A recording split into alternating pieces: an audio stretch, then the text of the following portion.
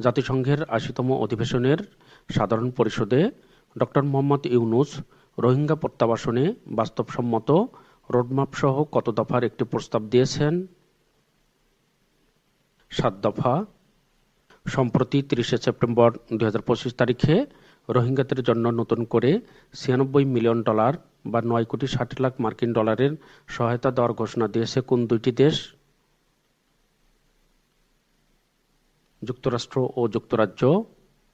জাতিসংঘের ৮০তম অধিবেশনে ইসরায়েলি প্রধানমন্ত্রী বেনিয়ামিন নেতানিয়াহু এর ভাষণ বয়কট করেছে বাংলাদেশ সহ বিশ্বের কতটি দেশ? ৭৭টি দেশ। রবীন্দ্র চর্চায় অবদানের স্বীকৃতিস্বরূপ রবীন্দ্র তত্ত্বাচার্য উপাধি দেওয়া হয়েছে কাকে? আহমদ রফিক। ভাষা সংগ্রামী আহমদ রফিক কত তারিখে মৃত্যুবরণ করেন? ২রা অক্টোবর ২০২৫। ভাষা সৈনিক আহমদ রফিক এর বাড়ি কোন জেলায়? ব্রাহ্মণবাড়িয়া। এশিয়া উন্নয়ন ব্যাংক বা এডিবি এর পূর্বাভাস অনুসারে ২০২৫-২৬ অর্থবছরে জিডিপি প্রবৃদ্ধি কত শতাংশ হতে পারে? ৫%।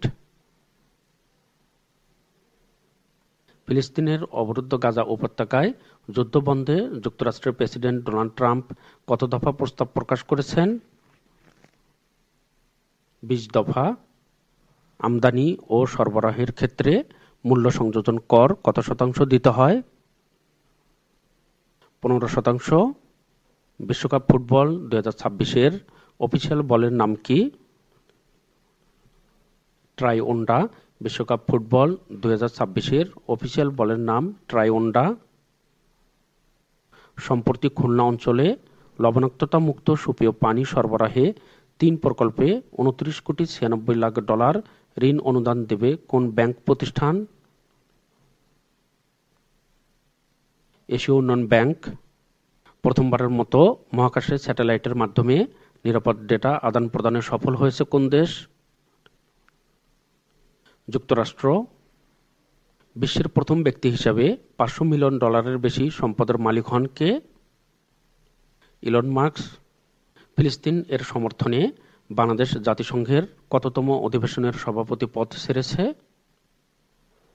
৮১তম। গাজা অভিমুখে ত্রাণবাহী নৌযান বহরের নাম কি? Global সমুদ flotilla. বাংলাদেশি আলোকচিত্রী শহীদুল আলম কোন জাহাজে ছিলেন? কনসাস।